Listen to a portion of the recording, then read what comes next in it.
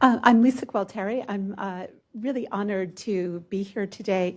I wanted to start with a quick shout out to a former student and my teaching assistant at Tufts, Nicole Holland, who I guess is a new member for this committee, and also a very quick shout out to somebody who I would love to convince to go into public health, who's a graduate student at GW. And since I know there are a lot of people from GW, go and talk to Danielle afterwards and convince her that this is the field for her. So do I advance by clicking this? It's the little rolling thing. Okay. It moves really quickly. Thank you. Okay, so that's me. I usually only wear one tracker, not many. But like Deirdre, I do many, many things. But the one that I'm going to talk about today is Recycle Health. And this is an organization. Oh, okay. Recycle Health is a nonprofit that I founded. And for those of you who are academics and work much too late at night, I was giving a lecture on mobile health, and I was reading about the demographics of Fitbit use. I was also reading about the abandonment rate of Fitbits, some due to people who don't like them, and some due to people who upgrade to better, fancier, and newer technologies. And somehow this kind of gelled together in my head, and I woke up in the morning and I thought, could you collect the trackers that nobody is using and give them to the people who might benefit most? And that was kind of the birth of Recycle Health. And I just kind of jumped in and set up a Facebook page, and now we have a website, and we've actually collected over 3,000 trackers to date. Most of them come in one at a time in little packages, but we've also gotten donations from a number of kind vendors. And what we do with the trackers that we receive is really two things. One is we've been conducting research studies, and that's what really got me interested in this, because I wanted to work with older adults just because they were not the people who were buying trackers, yet they were the people who it seemed could benefit the most from increasing their physical activity. So, it was really a question, like, would people accept and use them? And would it help people in increasing their physical activity? We also do a lot of work with a number of other populations. So in particular, we're working with developmentally disabled adults. We have just started working with veterans with PTSD and a number of organizations that we kind of loosely group together as underserved populations who otherwise would not have access to these trackers. We've got a number of new initiatives underway, and probably the one that I'm really the most passionate about is we're starting to work with physicians to really understand how data from trackers and other digital health devices can be integrated into clinical care, being mindful of the limited time that physicians have, but how could it help them by giving them accurate information, by opening up a discussion. So it's not just, oh, you need to exercise more, but I see that you exercise a lot during the day, but you don't on the weekends. And in some of the work that we've been doing with older adults, we also have discovered that these kind of pivotal points in people's lives, like retirement, illness in their family, death of a spouse, and so on, that dramatically change people's activity levels. And so we see trackers as a way of really starting to bridge that gap. So the pilot study that we did was with a physician-led wellness group, and the median age of the participants in this was 63. And this was really our first attempt to answer this question: for people who have never used trackers before, can it help them in increasing their physical activity? So we have a paper in Journal of Medical Internet Research that provides extensive details about our study. But just to summarize some of the key results, we were really interested in the extent to which they provided education on people's baseline activity levels. Most people are really surprised when they find out how little they exercise in a given day. We were also really interested in how they would help people to see the impact of small changes, like take the stairs instead of the elevator. But if you do that all the time, you start to see a real increase. So we found that trackers were great for that. We also found that trackers were great for just that visual reminder of a commitment to increase your physical activity. And in some of the research that I've been doing, people will say, well, phones do all of this. But for one thing, phones don't give you that visual reminder. And for another thing, most women don't have pockets all the time. So we found that the trackers really have been very, very helpful in those ways. But a lot of what we started to really uncover were the barriers and the facilitators for tracker use. And what this really led to was this larger question about what keeps older adults from accessing digital health. So there's some research that we've been looking at, and what a lot of it concludes is that older adults are interested in using digital health, but that they often aren't. And at the same time, we were starting to recruit for new studies. A lot of the recruiting that we were doing was in senior centers in lower income areas around Boston. And what this led to is really seeing, we kind of knew that cost was a barrier for many people. And we expected that training was an issue. But what we started to really discover is that there was a wealth of issues kind of beyond these. And some of these included that people owned a smartphone. They needed to own a smartphone to be in our studies, but they had one that was a three generations old smartphone, or it was a pay-as-you-go phone from Walgreens, or, and that they could not download an app. Or people who own phones and had apps on them, but they had never downloaded an app themselves. And we really started to see the barriers were just endless. You would get to the point that you could create a profile. And so we would be sitting and working with people. And what we discovered is that even just the way the interface was designed, like you have a little dial. So it's starting at 2018, and then you have to dial and dial and dial until you get to your date of birth. And people would joke like, oh, wow, I have to keep spinning this thing.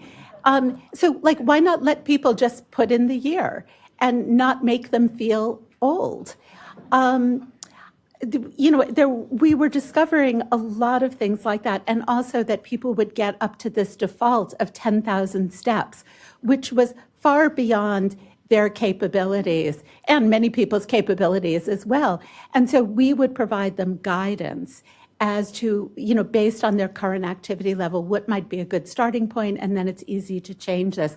So all of this kind of lumped together in our minds in, really seeing that having a device and being able to successfully use the device was a real chasm. So we started to write about this because we weren't seeing a lot in the literature. We were seeing things like the Pew reports showing the greater infiltration of smartphones.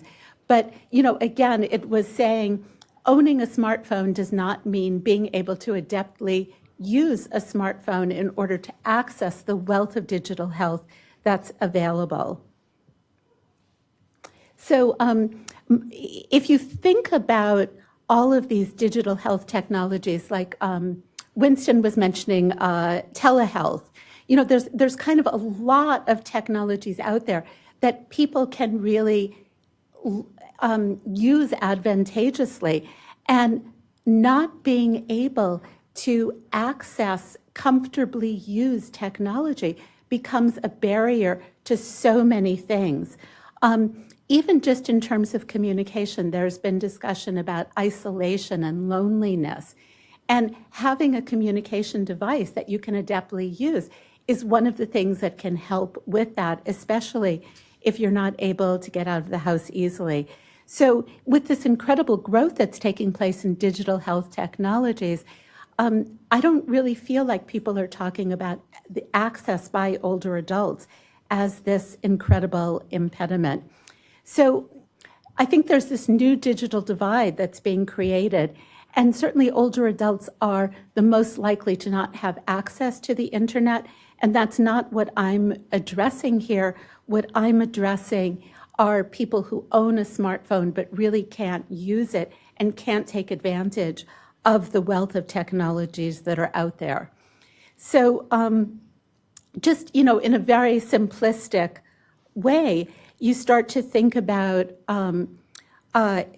what does this mean in terms of the kinds of capabilities that in order to take advantage of digital health, what do you need to be able to do?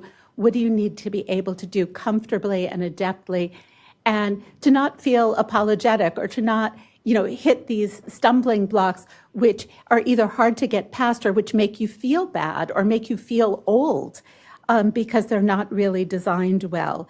So we started to really think about these more and more, and even to look at the way some of this technology is being promoted. Like, nobody would want to wear a necklace like that around your neck, would you? And and the ways that these images are conveyed, while Fitbit is showing these young, healthy, spandex-clad people checking their Fitbit, and they're really not even targeting this audience at all. So what I really want to close with is that we've been not just identifying the barriers, but thinking about what are the facilitators.